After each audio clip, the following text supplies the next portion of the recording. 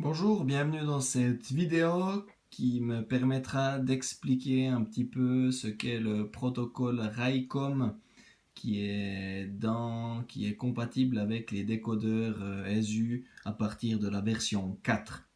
Donc le RAICOM a été développé en collaboration avec Lens et il permet de pouvoir donner un retour d'information à la centrale. Donc une rétrosignalisation du décodeur de la locomotive à la centrale. Ceci pour contrôler certaines valeurs de paramètres qu'on peut, qu'on peut donner à la locomotive ou simplement de pouvoir donner certaines informations à des décodeurs, à des modules qui sont dispatchés sur la maquette comme des détecteurs de voix ou des choses comme ça.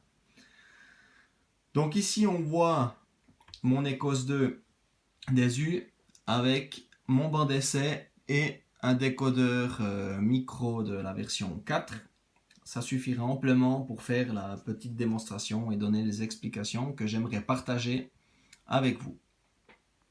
Donc RAICOM est un thème très très intéressant. Il faut tout d'abord, comme on le voit ici, que la station soit compatible RAICOM. Donc si je vais dans mes paramètres de station dans un premier temps, je vois ici que mon RAICOM est activé.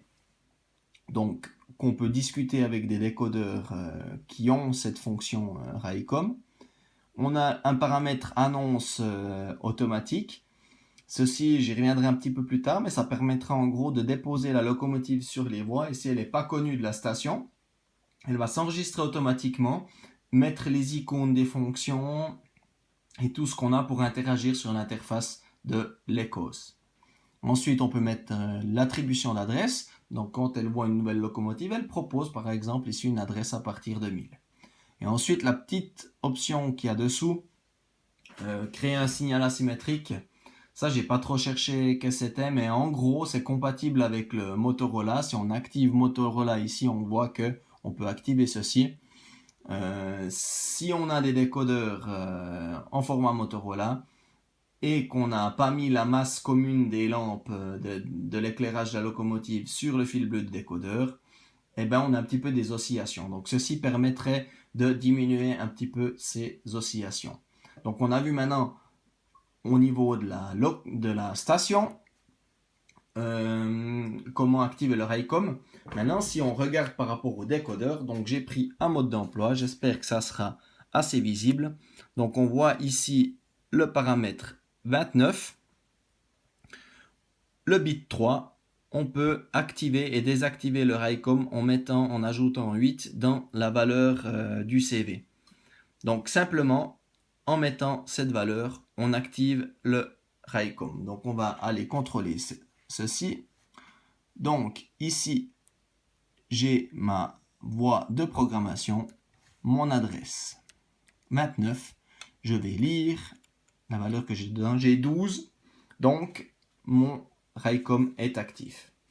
Ensuite, deuxième paramètre, on a le CV ici. 28, la configuration du RAICOM.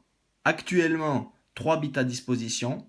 Le bit 0, le 1, le 7. J'imagine que des choses vont encore venir à ce niveau-là. Pour l'explication, le bit 0, donc le premier ici, sert à activer en fait le broadcast sur un réseau. Ça veut dire que la locomotive va pouvoir donner l'adresse à un module RAICOM de détection de voix.